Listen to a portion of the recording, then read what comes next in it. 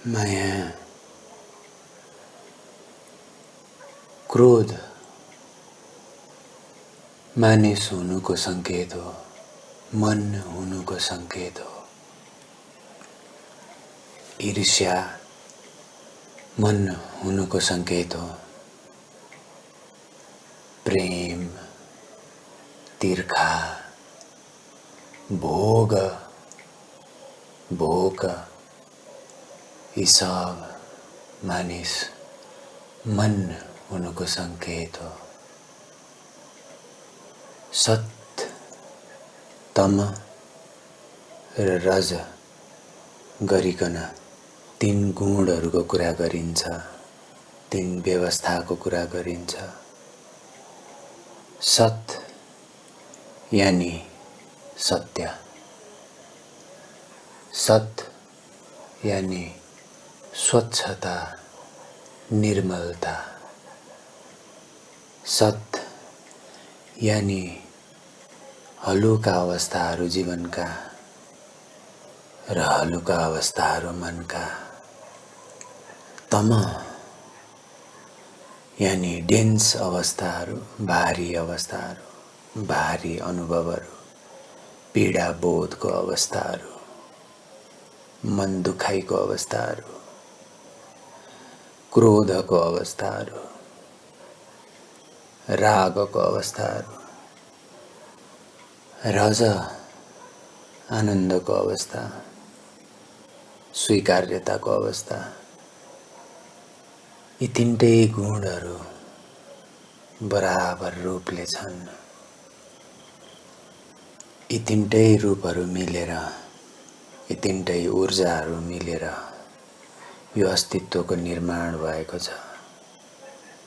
र यो ऊर्जाहरू प्रत्येक ठाउँ, प्रत्येक पल, प्रत्येक घटना, यी सम्पूर्ण गतिविधिहरूमा, परिस्थितिहरूमा छन्। सत्गुण बढाउनको लागि सात्विक आहारको कुरो गरिन्छ। तमगुण तामसिक आहारले बढाउँछ। आहारको अर्थ मुखबाट खाने मात्र नभएर आहारको अर्थ कानले सुन्ने कुराहरू पनि हुन्छ। भोगको अर्थ पाँचैवटा इन्द्रियबाट तिमीले यो संसारको अनुभव गर्नको लागि विभिन्न विभिन्न कुराहरूको भोग गर्छौ। त्यसैले तिमी जस्तो सङ्गमा हुन्छौ त्यस्तै त्यस्तै विचार तिमीले तिम्रो मनमा पाउँछौ, त्यस्तै त्यस्तै बोली वचन हावभाव तिमीले पाउँछौ। हामी सबैजना सानो हुँदा हुर्किँदै गर्दा कुनै न कुनै बेला यस्तो यस्तो सङ्घमा परेका हुन्छौँ जहाँ निर्धक्क साथीहरू छाडा बोल्छन्, अपशब्दहरू बोल्छन्, गाली गर्छन् एकअर्कालाई, र त्यो सामान्य रूपमै लिइन्छ समूहमा। तामसिक पनि छ, सात्विक पनि छ।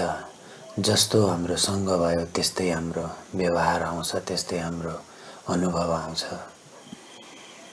र समूह हुनु भनेको खानेकुरादेखि लिएर, बोली वचनदेखि लिएर, चित्तको अवस्थाहरूसम्म बाँडीचुँडी राख्ने, सेयरिङ गर्ने ठाउँ हो।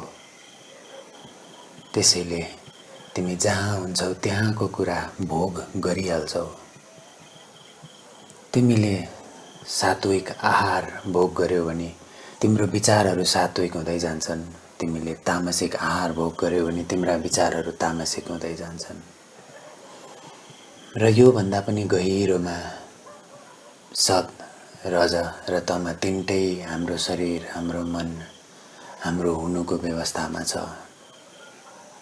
र यसै कारण हामीलाई कहिलेकाहीँ आनन्द लाग्छ, कहिलेकाहीँ हामीलाई रिस उठ्छ, कहिलेकाहीँ हामी करुणाले भरिन्छौँ, कहिलेकाहीँ हामी क्रोधले भरिन्छौँ।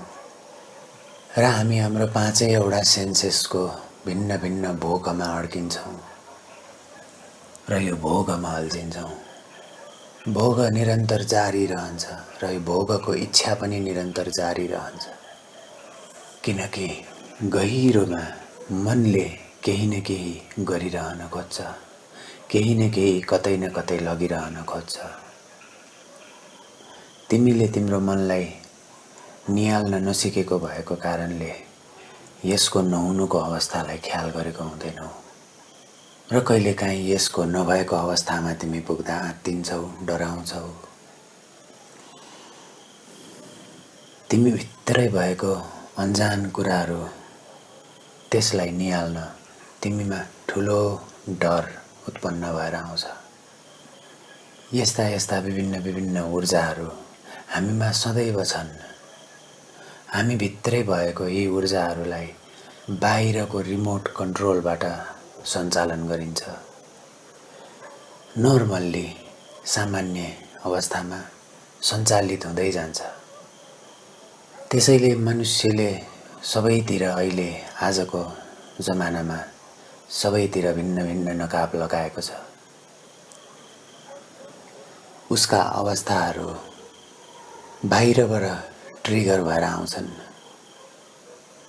कसैले केही भनिदियो भने ऊभित्रको हुरी चल्न थाल्छ र यो चलेको हुरी उमा रिस, राग अथवा आँसु भनेर आउँछ।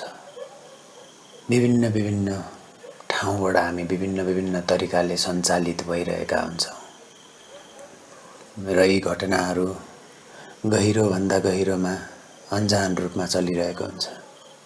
सबकन्सियसमा यो घटना जारी छ, यो रेकर्ड किपिङ जारी छ।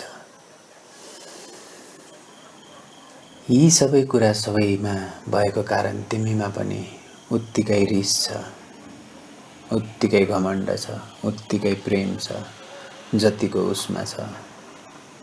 जतिको तिमीमा प्रेम, तिम्रो भाव, तिम्रो जीवनको सम्पूर्णताले, तिम्रो हुनुको पूर्णताले, तिम्रो कम्प्लिट प्रेजेन्सका साथ उसँग तिमी रहन सक्यौ भने उसको क्रोध, उसको रिस, उसको कुनै पनि किसिमको दुःख शान्त हुन्छ, शिथिल भइहाल्छ।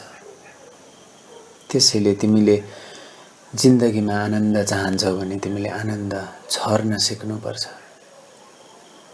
आनन्दलाई पिउन सिक्नुपर्छ। किनकि अस्तित्वमा सबै चिज बराबर नै छ। तिम्रो हुनुले, तिम्रो मनमा बग्ने चक्रले तिम्रो अनुभवलाई निर्धारण गर्ने भएकोले तिमीले सात्विक गुणहरूसँग खेलिरहँदा तिमी सात्विक जस्तो देखिन्छौ। तिमी तामसिक गुणहरूसँग खेलिरहँदा तिमी तामसिक जस्तो देखिन्छौ। यो प्रकृतिको नियम नै यस्तै छ। यसै कारणले तिमीले जे भोग गर्छौ तिमी त्यही हुन्छौ। सद्गुरुले भन्नुभयो, तिमी जे खान्छौ त्यो नै तिमी बन्छ। तिमी जे सुन्छौ त्यो तिमी बन्छ। तिमीबाट त्यही एक्सप्रेस हुन थाल्छ। किनकि तिम्रो मन यान्त्रिक छ, यसले रेकर्ड गर्छ र जे रेकर्ड यसले गर्छ त्यसैलाई नै प्लेब्याक गर्छ। र यसरी नै हो मानिसले कुनै पनि कुरा सिक्दै जाने। उसले केही पनि कुरा सिक्नको लागि बारम्बार आफ्नो मनमा रेकर्ड गर्दै गर्दै गहिरो गहिरो गहिरो छाप छोड्दै लान्छ र बिस्तारै बिस्तारै ऊ सहज रूपमा त्यो कार्य गर्न थाल्छ। जस्तै ड्राइभिङ अथवा स्विमिङ अथवा हर्स राइडिङ, हिँड्ने कार्य नै सही, कुनै पनि भाषा सिक्ने कुरा नै सही। सतहमा दोहोऱ्याउँदा दोहोऱ्याउँदा दोहोऱ्याउँदा मन्त्र बनाएर अरू कुनै कुरालाई आउन नदिएर यही कुरालाई नै मन्त्र जति बनाउँदै गए त्यति यी कुराहरू प्राकृतिक हुँदै जान्छन्, त्यति सिकिँदै जान्छ, त्यति स्किलफुल हुँदै जान्छ। यही भएका कारण ज्ञानलाई रटाएर सिकाउन सकिन्छ भन्ने भ्रम धेरै धेरै धेरै अगाडिदेखि मानव सभ्यतामा रहिआएको थियो र केही हदसम्म राम्रो भएको, सभ्य हुँदै गएको जस्तो पनि देखिन्थ्यो। तर हामी प्रिपेयर्ड छैन रहेछौँ, हामी होसपूर्ण छैन रहेछौँ भनेर देखायो 2020 सालले। हामीले केही गहन रूपमा आफ्ना कथाहरूलाई निहाल्नुपर्ने रहेछ भनेर देखायो। हाम्रा एकअर्का माथिका दोषारोपण, कोही हामीसँग रिसाउँछ र हामीलाई नरमाइलो फिल हुन्छ र हामी उसँग रिसाउँछौँ किनकि ऊ हामीसँग रिसायो। यस कारणले ऊ हाम्रो ऐना बनिदिन्छ र हामी उसको ऐना बनिदिन्छौँ। र दुईटा ऐनालाई तिमीले एकअर्काको अगाडि राखेर कहिले हेरेको छौ भने थाहा पाउँछौ। ठिक त्यही रूपमा तिमीहरू बीचमा पनि इन्फाइनाइट एनर्जी क्लासेसको लुप्सहरू बढ्दै बढ्दै जान्छ र डेन्स हुँदै जान्छ। यो अस्तित्व तिम्रो ऐना हो। कहीँबाट कस्तो अनुभव तिमीलाई आएर कस्तो अनुभव तिमीभित्र गराउँछ, तिम्रो शरीरमा कस्तो परिवर्तन लिएर आउँछ, तिम्रो यात्रा त्यहीँबाट सुरु हुने एकदमै जरुरी छ। बारम्बार धेरै गुरुहरूले भनिरहनु भयो र आज पनि भन्ने क्रम जारी छ कि तिमी रिसाउँदा तिमीलाई ख्याल गर, किनकि तिमी सामान्यतः मलाई रिसाउन मन लाग्दैन, म राम्रो मान्छे हुँ, मलाई सबैलाई प्रेम गर्न मन लाग्छ, यस्तै यस्तै विचार मनमा चलिरहन्छ र तिमी प्रेम गर्छौ पनि कसैलाई सहयोग गर्छौ पनि, तर तिमी रिसलाई नकार्न सक्दैनौ र घुमीफिरी कहीँ कतै कसैले रिमोट थिचिदिएपछि तिमीभित्रको रिस चल्न थाल्छ। रिसलाई नकार्ने, रिसलाई डिनाइ गर्ने नगर। तमस तिम्रो हुनुको सङ्केत हो र रिस तिम्रो मनको हुनुको सङ्केत हो।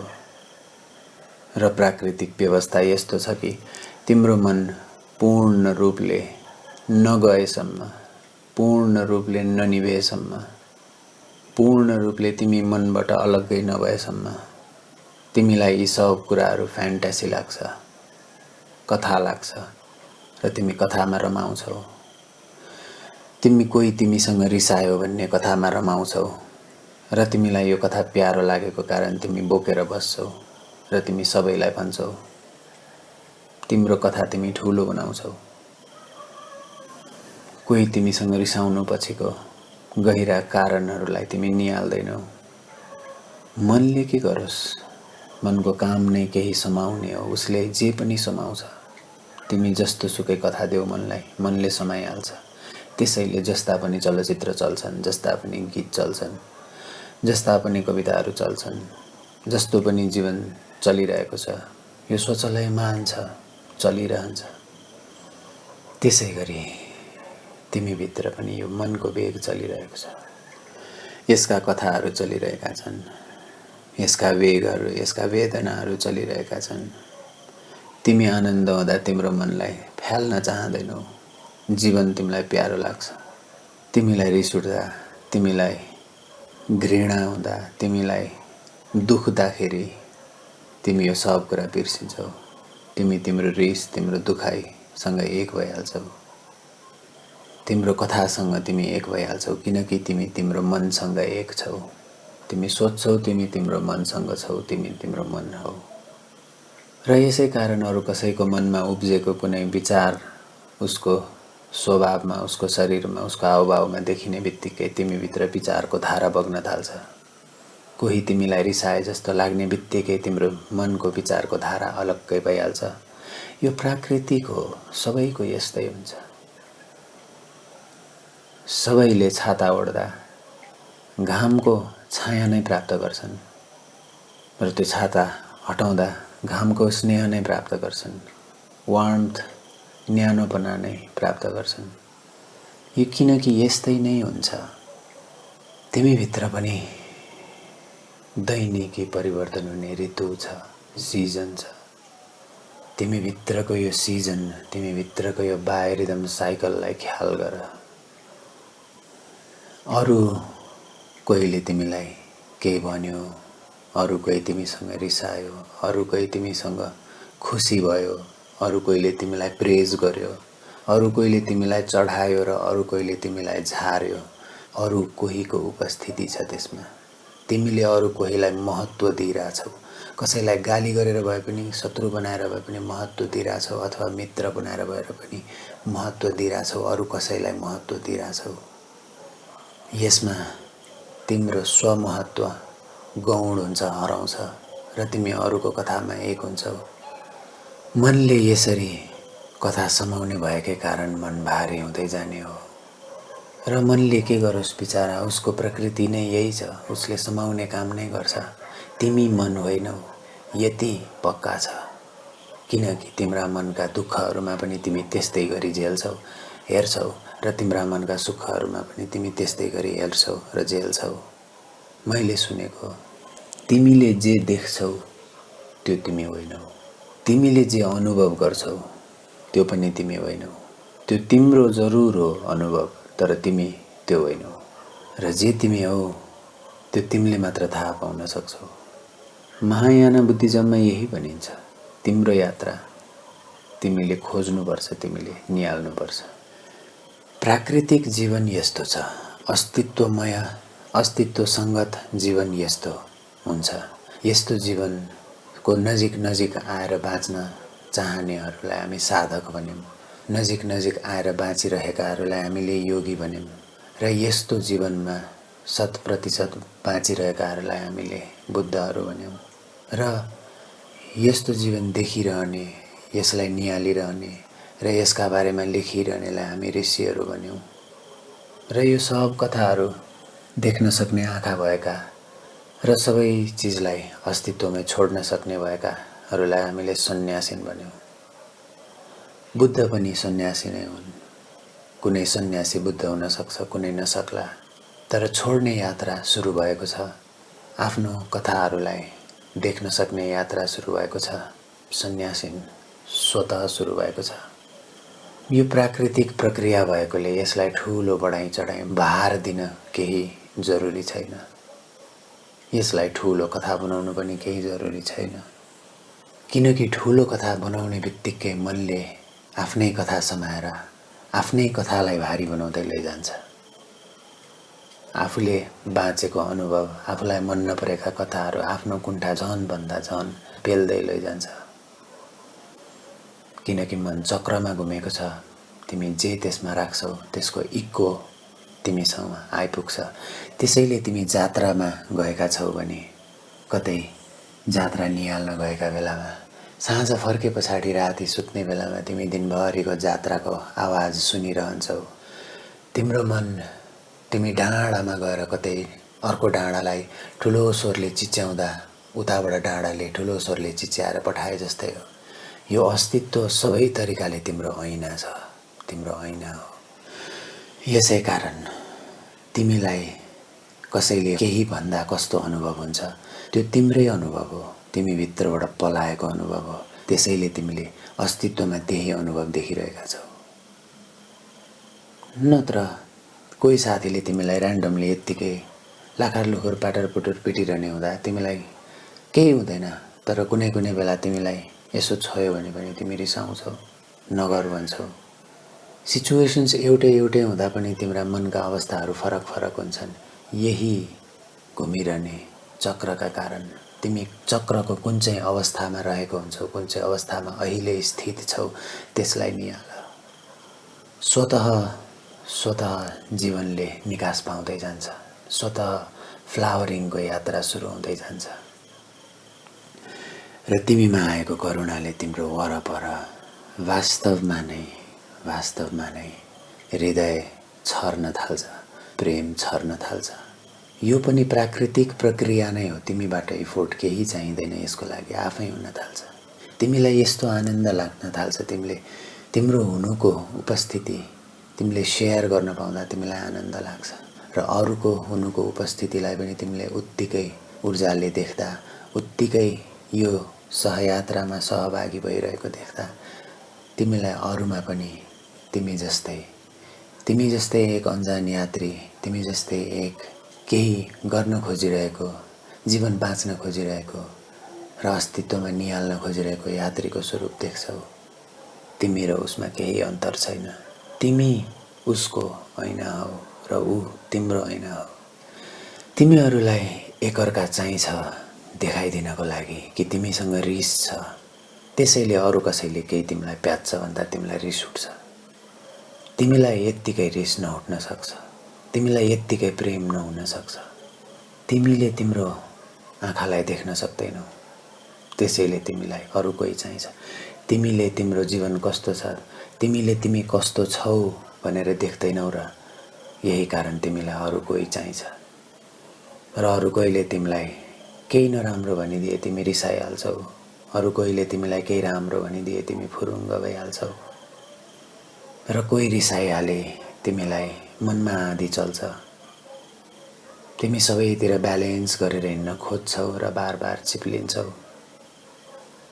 यस्तै मलाई एउटा भजन याद आउँछ, गली त साह्रै बन्द भएछन् भन्ने। सोच्दै पाइला चाल्छु जतनले बार बार चिप्लन्छु। यो सबैको यात्रा हो। त्यसैले यस्ता कविताहरू, यस्ता महाकाव्यहरू भजन भन्छन्, लोकको गीत भन्छन्। भजन अर्थात् लोकले भज्ने कुरा।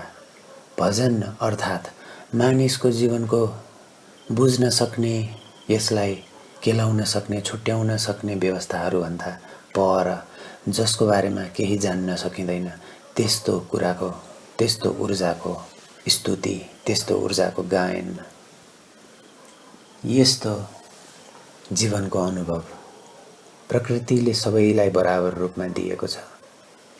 त्यही भएर सबै देख्नुहुने गुरुहरूले भन्नुभयो कि यात्रा तिमीबाट सुरु गर्नुपर्छ। र यही अन्जान जीवनलाई म जान्न सक्दछु भनेर, यही अन्जान जीवनलाई म बुझ्न सक्दछु भनेर र मैले यो अस्तित्वको क्रिएटर पत्ता लगाएँ अथवा मैले यो अस्तित्व कसरी बन्छ, के गरी बन्यो, कहाँबाट आयो यो पत्ता लगाएँ। यस्तै मनको विचारको कारणले गर्दा मानिसहरूले भगवान त बनाए र जतिखेर भगवानको शब्द, भगवानको अर्थ, भगवानको अनुभवलाई शब्दमा, भाषामा ल्याए उति नै खेर भगवानलाई मारि पनि दिए। किनकि तिम्रो यो अस्तित्वसँगको एक हुनुको अनुभव, यसको बारेमा तिमी बोल्न खोज्ने बित्तिकै तिम्रो अस्तित्वसँगको एकता गुम भइहाल्छ, हराइहाल्छ। तिमीले तिम्रो जीवनमा एकदमै आनन्द भोगेको अनुभव, त्यो अनुभवलाई कसैलाई सुनाउँदाखेरि कतिको उत्साह लिएर सुनाउन खोजेको थियो होला, कतिको बुझ्यो होला अरूले, तिम्रो अनुभवमा कतिको छिर्न सक्यो होला। उसले कल्पना मात्रै गर्न सक्थ्यो र कल्पनाहरू यथार्थ होइनन्। यथार्थ तिमीले बाँचिसक्यौ र त्यसको अनुभव गरिसक्यौ र तिमी आफैले पनि त्यो पुरा अनुभव कसैलाई दिन सक्दैनौ। तिमीले अनुभव, तिम्रो गहिराईमा जति डुब्दै जान्छौ त्यति तिमी यो अस्तित्वसँग नजिक र एक हुँदै जान्छौ र त्यही अनुभवको नाम तिमी ब्रह्म भएको अनुभव हो।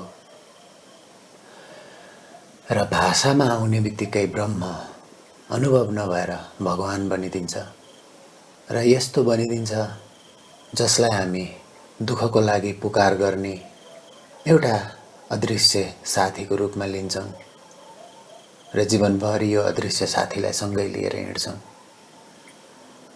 जसरी भगवान बुद्धले ध्यानमा मलाई देख्यो भने मारिदिनु भन्नुभयो, ठीक त्यसै गरी जसरी रामकृष्ण गुरुले कालीलाई आफ्नो ध्यानमा तरबारले काटेर मारिदिनु भयो, यसको अर्थ हो भाषालाई, जसलाई मैले काली सम्झिरहेको थिएँ त्यो भाषालाई, जसलाई मैले भगवान सम्झिरहेको थिएँ त्यो भाषालाई, यसलाई पनि त्याग्नु जरुरी छ। र यो त्याग्न नसक्दा मानिसहरूले भगवानलाई मारेको देखिन्छ। त्यही कुरा नित्सेले बार बार भनेका भने थिए, God is dead, God is dead भनेर। जुन आधारमा गडलाई लिइन्छ, जुन आधारमा भगवानलाई लिइन्छ, जुन आधारमा यो अनुभवलाई लिइन्छ, त्यो आधार भाषाभन्दा निकै पर छ। र त्यसै कारणले गर्दा ध्यानको अनुभव नै यस्तो अनुभव हो जहाँ मन पूर्ण रूपले मर्छ, आफ्नो लागि मर्छ।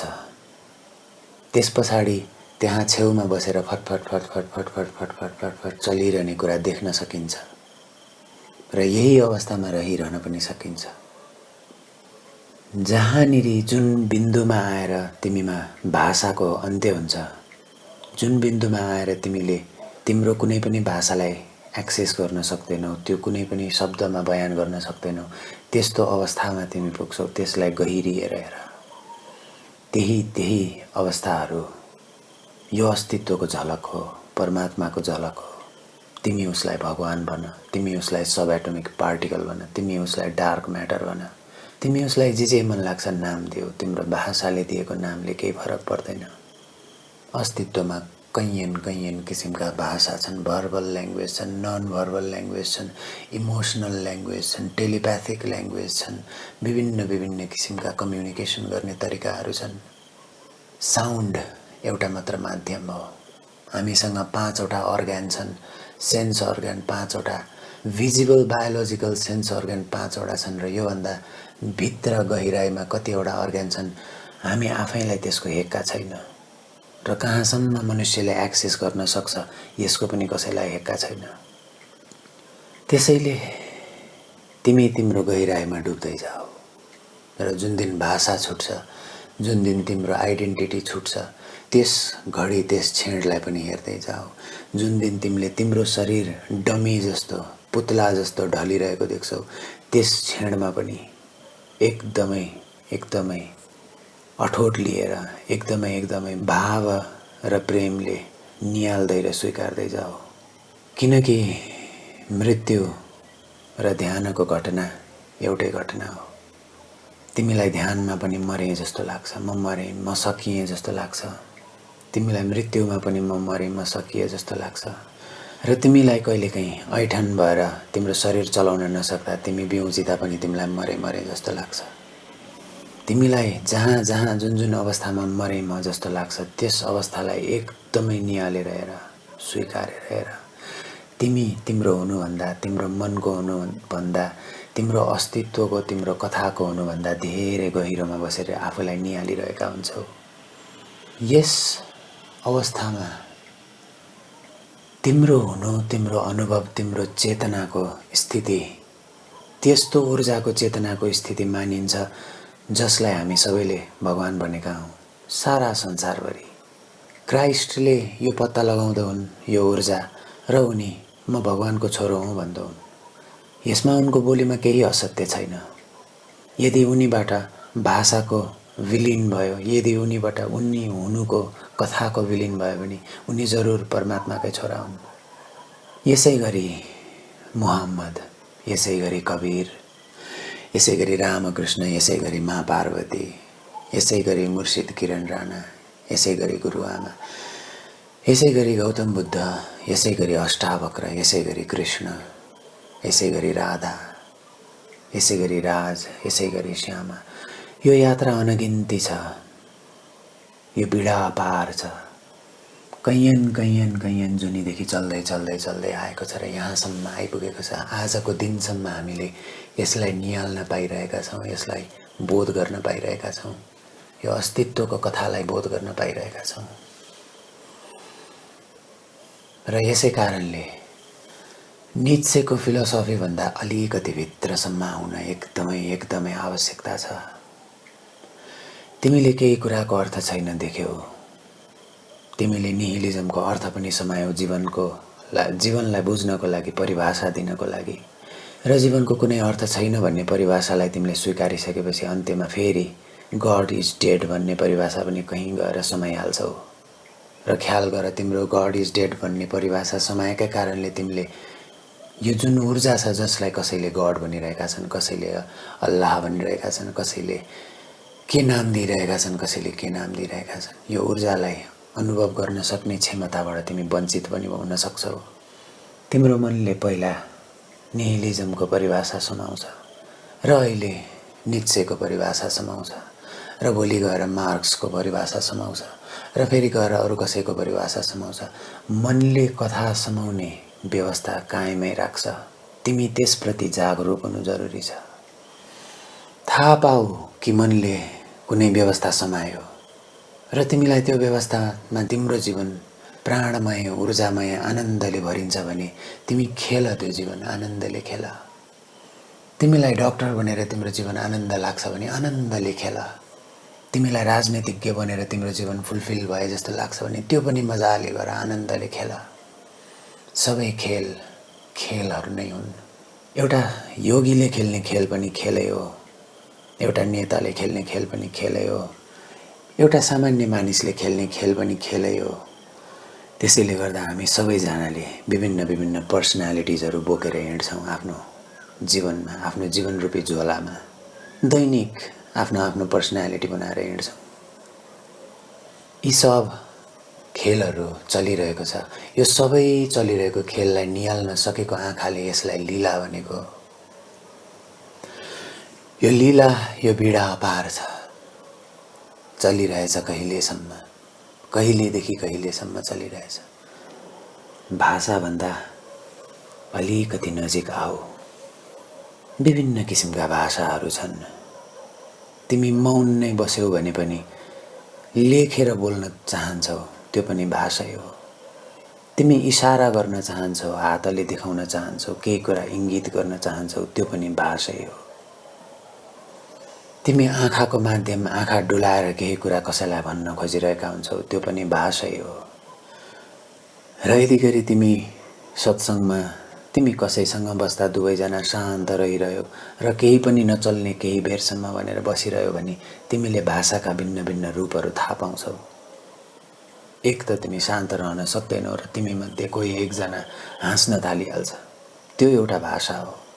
र ऊ हाँसे पछाडि तिमीमा आउने रेस्पोन्स अर्को भाषा हो। अथवा तिमीलाई रिस उठ्ला, त्यो तिम्रो अर्को भाषा हो। भाषा विभिन्न विभिन्न किसिमका हुन्छन्। एक्सप्रेस गरिने, एक्सप्रेस नगरिने, तिमीले यो जीवनमा जन्मिए पछाडि सिकेको सबै कुरा भाषा हो। त्यसैले क्राइस्टले त्यो बच्चा जस्तो भन जसको भाषा छैन भन्नुहुन्छ, जो अस्तित्वमय छ, जो यति निर्मम, यति निर्मल, यति खाली भइसक्यो कि उसमा अब अस्तित्वको, उसमा अब यो युनिभर्सको, उसमा अब यो ब्रह्माण्डको, यो फैलिरहेको चेतनाको इच्छा होस्, त्यस्तो तिमी भन भन्नुहुन्छ। र हामी पूर्वमा हेऱ्यौँ भने साधु, फकीर, सन्त, सन्यासिन, यी सबै यस्तै यस्तै अवस्थाहरू हुन्। त्यही भएर कबीरले पनि भन्दै हिँड्नुहुन्छ कि मैले आफूले मेरो हातबाट मैले केही गरिनँ र जे गर्यो उही नै थियो। मैले आफूले जे गर्न चाहेँ, जे गरेँ जस्तो लाग्यो, त्यसमा पनि उसैको हात थियो। त्यसैले सबैले जसले देखे त्यसले जे गर्छन् उनैले गर्छन् भने, जसले देखे पूर्ण सरेन्डरिङ दिए, आफ्नो पुरा जीवन, आफ्नो पुरा मनलाई नै अगाडि राखेर सुम्पिए अस्तित्वमाथि। किनकि तिमीले यत्रो अपार अस्तित्वसँग एक्लैले जुत्न सक्दैनौ। तिम्रो हार सुनिश्चित छ। तिम्रो हार यतिसम्म सुनिश्चित छ कि जीवनले तिमीले जति दौडे पनि, जति भागे पनि, जीवन भन्ने पेन्डेमिकले तिमीलाई मृत्युतर्फ ढकेल्छ। त्यसैले सिद्धार्थ गौतम जब दरबारबाट भाग्न लागे, उनको मनमा यही विचार थियो कि बुढो भएर 70 वर्ष भएर मर्नुभन्दा यदि गरी साँच्चीकै त्यो उमेरमा गएर मर्नु छ, यदि गरी साँच्चीकै बिरामी भएर पनि मर्नु नै छ भने अहिले नै मरेको जाति, अहिले नै मृत्यु स्वीकृत, यो उहाँको प्रथम विचार थियो। यसरी जसमा अस्तित्वको अनुभव हुँदै गयो, त्यसले ध्यानलाई मृत्युको संज्ञा दिएका छन्, निर्वाणको संज्ञा दिएका छन्, बत्ती बुझ्नुको संज्ञा दिएका छन्। तिम्रो मन गयो छैन र जसले यसलाई देखे उसले आफूलाई पागल हुँदै गएको पनि पाए। र यस्तै एउटा सम्प्रदाय छ, बाउल सम्प्रदाय। यो बाउल सम्प्रदायमा पनि उहाँहरूको फिलोसफी यही हो कि जीवनलाई जति जति गहिरोमा हेर्दै गयो, आफू पूर्ण रूपले जीवनमा समर्पण गर्दै गर्दै जाँदा पागल हुँदै गएको देखिन्छ। र उहाँहरूले गाउने सिवाय अरू केही मार्ग पाउनु भएन र गाउँदै हिँड्नु भयो। एक्सप्रेसन गर्ने यो शक्ति, यो ऊर्जालाई एक्सप्रेसन गर्न सक्ने ठीक व्यवस्था पाउन एकदमै मुस्किल हुन्छ। त्यसैले आफ्नो भित्रको यात्रा गर्दै जाँदा मान्छे झन् मूर्छामा पो पसिरहेको हो कि जस्तो पनि देख्न थाल्छ। सांसारिक यात्रा नै पो ठीक थियो कि जस्तो देख्न थाल्छ। यो सब कुराहरू भर्याङ जस्तै मात्रै हुन्। अहिले म यस्तो अवस्थामा रहेछु भनेर निहाल्दै जाने मात्रै हो। यो निहाल्दै गएपछि, यो स्वचलयमान अस्तित्वलाई देखेपछि भगवान कहाँ छन् र कहाँ छैननको प्रश्नै छैन। जति भार आकाश भन्ने शब्दमा छ त्यति भार भगवान भन्ने शब्दमा पनि छ, बराबर रूपमा छ। किनकि दुईटै भाषा हुन्, दुईटै शब्द हुन्, दुईटै केही चिजलाई जनाउन खोजिएको, इङ्गित गर्न खोजिएको कुरा हुन्। यसै कारणले गर्दा तिमी वाटर भन कि, पानी भन कि, आगुवा भन कि, जल भन कि, ना भन कि, ल भन कि, यसको प्यास र यसको अनुभव सारा मनुष्यमा एउटै एउटै छ। आधारभूत रूपले एउटै एउटै अनुभव हो सबैजनालाई। तिमीले तिमीलाई निहाल्दै जानु, तिमीलाई हेर्दै हेर्दै जानु भनेको तिमी अस्तित्वलाई हेर्दै जानु हो, यो अस्तित्वको हुनुलाई हेर्दै जाने हो। र यसै अर्थात्मा तिमी एक दिन यो पनि पत्ता लगाउँछौ कि तिमी नै रहेछौ भगवान। एलेन वाट्सले भनेको मैले सुनेको, पूर्वमा यदि गरी मानिसहरूले म भगवान हुँ भनेर मैले थाहा पाएँ भन्यो भने ल कङ्ग्रेचुलेसन, तेरो यात्रा सक्यो, तैँले अन्तिममा पत्ता लगाएछस् भनेर सेलिब्रेट हुन्छ अरे। किनकि यो अवस्थामा पुग्नुपर्छ भनेर सबैलाई ख्याल छ, सबैलाई ज्ञान छ। र पश्चिममा चाहिँ के हुन्थ्यो अरे भने म भगवान हो भनेर भनियो भने त पागल भइस् भन्ने हुन्थ्यो अरे। यो किनभने पश्चिममा मोनोथेइस्टिक कन्सेप्ट छ, एउटा गडको कन्सेप्ट छ, एउटा क्रिएटरको कन्सेप्ट छ। पूर्वमा मल्टिपल गड्सको कन्सेप्ट छ र पनि जो जागेका छन् सबैजनाले यो मल्टिपल गडलाई एकै भएको अनुभव गरेका छन् र सबका मालिक एक पनि भनेका छन्, 33 कोटी देवता पनि भनेका छन्। यो दुईटै कुरा स्वीकृत छ, अनेकको पनि स्वीकृत छ, एकको पनि स्वीकृत छ। त्यसैले पूर्वका मानिसहरूले मोनोथेइस्टिक ट्रेडिसनको गड, मोनोथेइस्टिक ट्रेडिसनबाट आउने रिलिजनलाई पनि स्वीकार्न, सहज रूपमा स्वीकार्न सके। यसै कारण कि उनीहरूको लागि जीवन सजिलो बनाउने चेतना, जीवन सजिलो बनाउने कुराको नाम सनातन थियो। चाहे त्यो क्रिस्चियन भाषाबाट आओस्, चाहे त्यो मुस्लिम भाषाबाट आओस्, चाहे त्यो एबोरिजिनल ल्याङ्ग्वेजको एबोरिजिनल कल्चरबाट आओस्, चाहे त्यो माया सिभिलाइजेसनबाट आओस्, चाहे त्यो इजिप्टबाट आओस्, संसारको जुनसुकै कुनाबाट आओस्, सनातन सत्य जसले ल्यायो मानिसहरूले त्यसलाई स्वीकार्दै गए। किनकि यो उसको पनि कथा थियो, यो तिम्रो पनि कथा हो, यो मेरो पनि कथा हो। त्यसैले यसलाई सनातन भनिएको। अर्थात् जे पहिल्यैदेखि छ, जे निरन्तर छ, जसको बारेमा थाहा पाउन सकिँदैन, जसको बारेमा अनुभव गरेर साध्य छैन, जसको बारेमा जति बोले पनि सकिँदैन, र पनि यो हुने क्रम जारी छ, यो चल्ने क्रम जारी छ। यसैलाई सनातन भनेको। यस अवस्थामा आइपुग्दा तिमीले आफूलाई के देख्छौ भने तिमी वास्तवमा नै तिम्रो सम्पूर्ण दुःखका, तिम्रा कुण्ठाका क्षणहरूमा तिमी होसमै रहेछौ। तिम्रो मन शान्त नभएको तिमीले देख्नु पनि होस नै रहेछ। त्यही देखेको कारण तिमीले अशान्त मनलाई शान्त गर्नको लागि मनको पछि पछि पछि पछि तिम्रो मनले तिमीलाई डोर्याउँदै डोर्याउँदै डोर्याउँदै परमात्मासम्म लिएर आउँछ। गुरु रजनीशले भन्नुभयो, मन परमात्माभन्दा अगाडि कसैको अगाडि रोकिँदैन। यो भागेको भागे गर्छ, दौडेको दौडे गर्छ। यो सम्झिनु कि तिम्रो मनको भाग्नु, तिम्रो मनको चञ्चलापन, तिम्रो मनको तनावहरू वरदान थियो भगवानको, कि ती तनाव, ती चञ्चलापन यसका कारण तिमी बिस्तारै बिस्तारै परमात्मातर्फ आइपुग्छौ। र यहाँ आइपुग्दा तिमीलाई यो होस हुन्छ कि दुःख पनि छ जीवनमा, सुख पनि छ जीवनमा, दुईटैलाई तिमीले बराबर तलमा देख्न सक्छौ। त्यसपछि दुःख आए पनि तिमी त्यसलाई समुद्रको किनारमा बसेर छाल आएको हेरे जसरी छाललाई हेर्न सक्छौ, र छाल गए जसरी तिमी छाल गएको पनि हेर्न सक्छौ। अथवा तिमीलाई मन लाग्यो भने सी सर्फिङ गर्न जान सक्छौ। छालमा जति ठुलो छाल आए पनि तिमी मजाले गएर तैरेर हेर्न सक्छौ।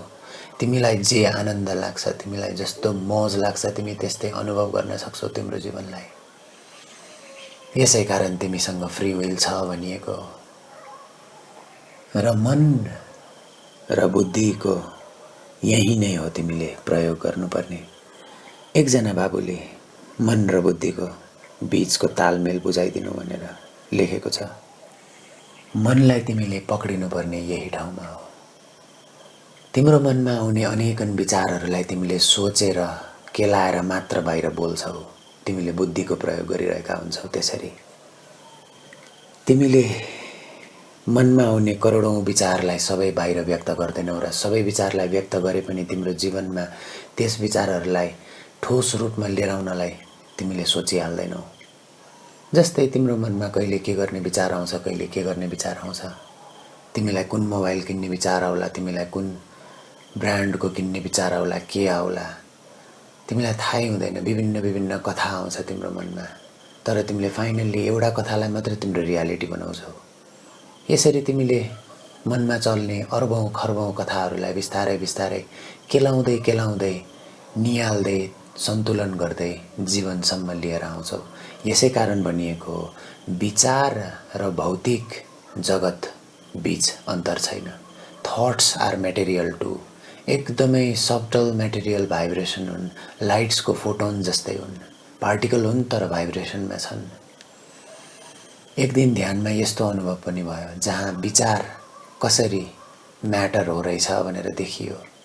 विचार मनमा पलाउने बित्तिकै त्यो विचारले शब्दमा भाषामा आइपुग्नको लागि कति समय लगाउँदो रहेछ, कति अन्तरयात्रा गर्दो रहेछ भनेर पनि देखियो। र पलाएको विचार मनबाट बुद्धि हुँदै, बुद्धिबाट दिमाग जाँदै, दिमागबाट शरीरका अङ्गहरू चलाउँदै र बल्ल भन्न खोजिएको भाव शब्दमा स्पष्ट हुँदै आए। र जसरी शब्दमा स्पष्ट हुँदै आए, धेरै मानिसले सुन्दै गए। धेरैभन्दा धेरै मानिसले कुनै विचार सुन्दै गएपछि त्यो ठोस विचार हुँदै जान्छ।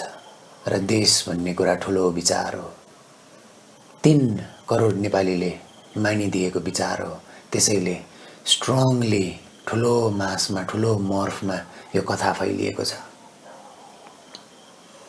र तिमी मोबाइल किन्ने सोच पनि एउटा विचारबाटै सुरु हुन्छ। र तिम्रो हातमा मोबाइल आइपुग्ने बेलासम्म अस्तित्वले तिम्रो विचारलाई तिमीले डिसिजन दिए लगत्तै उसले काम गर्न थाल्छिन् र तिमीलाई कुनै दिन तिम्रो हातमा मोबाइल उपलब्ध हुन्छ। यो एउटा एक्सपेरिमेन्ट गरिएको थियो। अस्ति हामीले सत्सङ्गमा यसका बारेमा पनि कुरा गरेका थियौँ। अनसर्टेन्टी प्रिन्सिपल भन्ने एक्सपेरिमेन्ट। यसले के देखायो भने वास्तवमा नै जब हामीले अस्तित्वलाई निहाल्दैनौँ तब अस्तित्व छैन, जब हामीले हेर्छौँ तब मात्र अस्तित्व छ। तिमीले अस्तित्वको बारेमा सोचेकै कारण अस्तित्व छ। तिम्रो मन जब विलीन हुन्छ, तिम्रो सोच जब विलीन हुन्छ, तिम्रो लागि अस्तित्व पनि छैन, तिम्रो लागि मात्र हुनुको क्रम जारी छ। तिम्रो पर्यायवाची, त्यस अवस्थाको तिम्रो पर्यायवाची शब्दको नाम ध्यान हो। तिम्रो पर्यायवाची, तिम्रो जीवनको सारा समाधि, तिम्रो सारा समाधान, तिम्रो सारा स्वीकृत हुने अवस्थाको नाम समाधि हो। यस पश्चात तिम्रो पुरानो कथामा फर्किनै सक्दैनौ, किनकि तिमीलाई 12 कक्षा पढिसके पछाडि फेरि नर्सरीमा गइरहनु आवश्यकता छैन। चेतनाले यसरी भिन्न भिन्न रूपले काम गर्छ। तिम्रो मन, तिम्रो बुद्धि, तिम्रो चित्त, तिम्रो अहङ्कारलाई एकदमै प्रेमले निहाल र प्रेमले स्वीकार र घटना घट्दै गरेको हेर्दै जाऊ, आनन्दले हेर्दै जाऊ र तिम्रो आनन्द तिम्रो वरपर बाँड्न थाल। यसरी नै हो तिमीले तिम्रो जिम्मेवारी लिने। यो अस्तित्वमा हुनुको र अस्तित्वको दायित्व पुरा गर्ने पनि यसरी नै हो।